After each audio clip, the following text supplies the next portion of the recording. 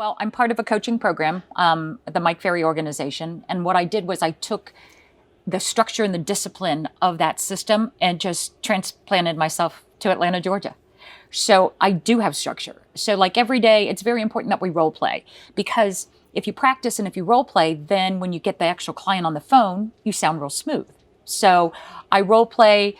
Right now I'm role playing 3 days a week. I'm looking to pick up additional role play partners, but I role play from 7 to 7:30. So that way I'm at my desk and ready to go by 8 o'clock.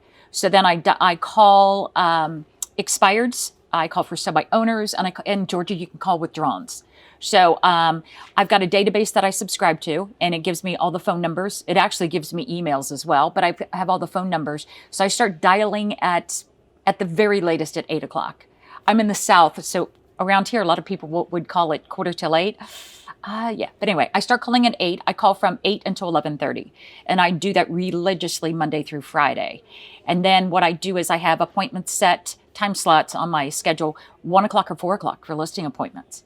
Atlanta's a big city, and there's a lot of traffic. And when you give a seller the option of 1 o'clock or 4 o'clock, I'm not doing 6 o'clock at night. Yeah.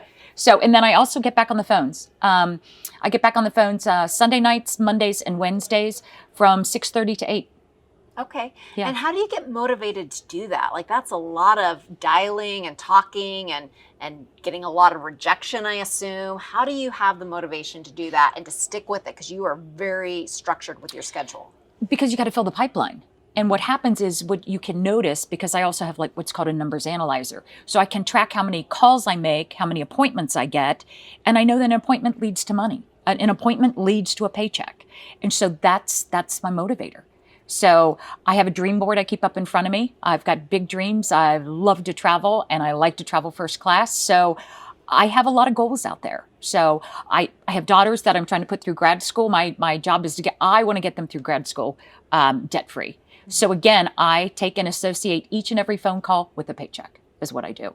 And I make a game of it. People think I'm sick. I absolutely make a game of it. So I know that the more dials I make, that it will lead to an appointment. So people saying no, that they don't want to sell, or they've relisted with somebody else, or somebody screaming at you, it's like, I just let it roll. I don't care.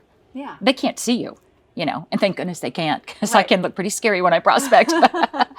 But you don't give up, and you saw success pretty instantly in Atlanta because of your strictness with prospecting. I did, yeah. It was interesting. My broker would say, "Do you even know where your listings are?" And I said, "No, but my GPS does." I mean, I'm in a big city. I mean, and I say I didn't know the difference from Peachtree to Piedmont. And people would say, "What high school is that property?" And I'm like, "Oh, I don't know." Yeah. Yeah. So nobody's ever asked me though. I mean, they may hear in my voice that I don't have a Southern draw, and what I do find too is that they are attracted to my drive and my ambition. So I get results. So I just keep dialing and dialing and dialing. So you get on the phones at 8 o'clock in the morning. Yep. Somebody picks up. What do you say to them? Hi, I'm looking for the homeowner. Gee, Mr. Seller, I see that your property expired last night at midnight. I'm calling to see, when do you plan on interviewing the right agent for the job of selling your home? And what kind of responses do you get to that? Oh, no, it's scripted. It's 100% scripted. Right, of course. You get, I've already listed. We're going to take it off the market for now. And again, there's only so many excuses they can have, and we're taught what to say. Through the training, we're taught what to say. There's only so many objection handlers. So you go, throw out one, and it's like, okay, gee, I'm going to wait till after the holidays. Okay, Mr. Seller, I can appreciate that. If it meant putting more money in your pocket, would you still be interested in keeping your home on the market during the holidays? Yeah. I like that. Well, so we're sitting in a Mike Ferry organization speaking situation at the moment, and he set a statistic where 10% of the real estate agents out there do 90% of the listings. Absolutely. What advice do you have for that real estate agent that wants to be in that 10%? Get on the phones, prospect. You've got, it's real simple. You just have to prospect. Yeah. Yeah. Because otherwise it's like I tell people, it's like, well, if you work for Walmart as a greeter, and if you don't show up, you don't get a paycheck. If you don't prospect, you don't get a paycheck. So, and also too, it's conversations. I don't care what cocktail party you go to, if you go to lunch, if you go to anything, everybody always talks real estate. And so it's a fun business to be in.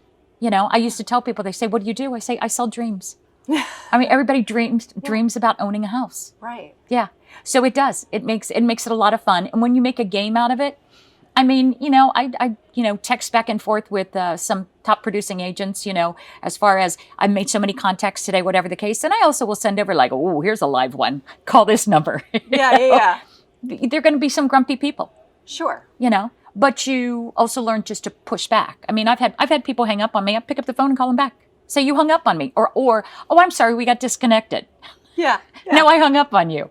And I said, I understand you're angry. You hired an agent that didn't do a job. I'd be angry too.